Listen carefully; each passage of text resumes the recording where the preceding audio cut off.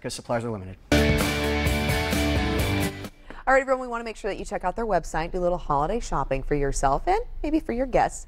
And speaking of the holidays and your guests, many of us are going to be cooking for our family and our friends this season. And it's really important that we are cautious of exactly how we are handling our food. The last thing you want is a bout of illness in your home during the holiday season. So UC Davis Children's Hospital, they're here to tell us about foodborne illnesses and what we can do to prevent them. Joining us right now to explain more, we have dietitian Alex Nella. And Alex and I have been bonding a little bit about our OCD in the kitchen, but it's very, very important, though, to have proper practices, especially when you're feeding large groups of people. So let's talk about, though, the main things people should keep in mind in their in-home kitchens.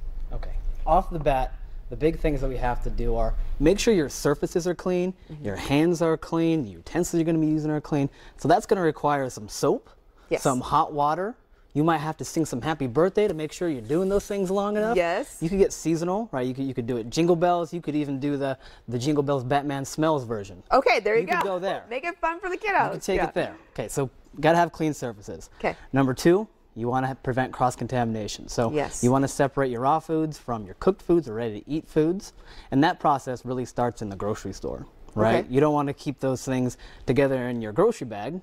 And also when you get home to your refrigerator, it's a good idea to put those things on that bottom shelf so that they're not dripping onto other foods that you're going to eat. Yes, okay, good. So there's a huge process then, a step that we need to be mindful of when purchasing raw meat and vegetables. Make sure they're separated always. Right, it starts when you're at the co-op. It starts right there. All right, all right. The other thing you want to do is cook to the proper temperature.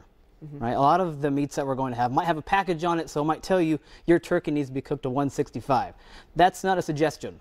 Right, that's a good idea to keep all your friends and family safe. Yes. The last thing you want to do is after you cook things and you're ready to put them away for your leftovers, that should be done within 2 hours. Okay. And that's chilling them things appropriately. Okay, all right, and then that means also too that your refrigerator has to be the proper temperature. So let's talk about the tools needed to make sure that we're being safe in the kitchen too. Right, so a couple of things I brought here. Number one is our refrigerator thermometer.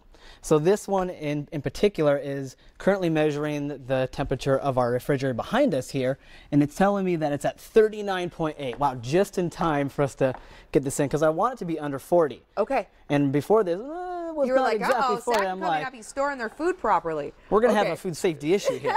But you want it to be under 40, and it doesn't have to be digital. It can be an old-fashioned metal But you want to make sure, though, that your fridge is at the right temperature, so when you are storing your food, that you're storing it right. Right. What about cutting boards? Well, any type of cutting board will really do. I have a couple of examples here of bamboo, which is a nice hard wood. What I don't like about wood is that they're hard to sanitize, right? You don't want to put this in the dishwasher.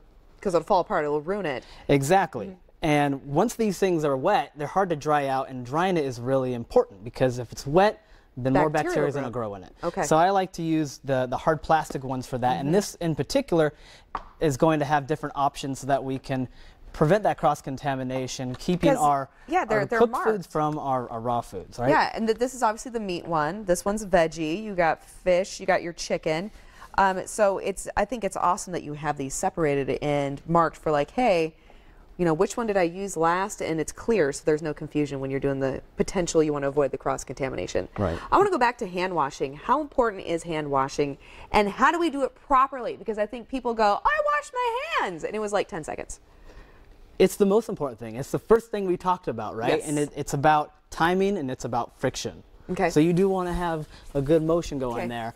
And if you choose to do the Jingle Bells Batman Smells version, you got to do that twice to get to 20 seconds. 20 seconds is really the recommendation there. All right, so you got to do it for 20 seconds and make sure that you are really getting in there. You want to, it's not that just a little bit of soap on here, rinse, rinse, go on to the next one. Okay.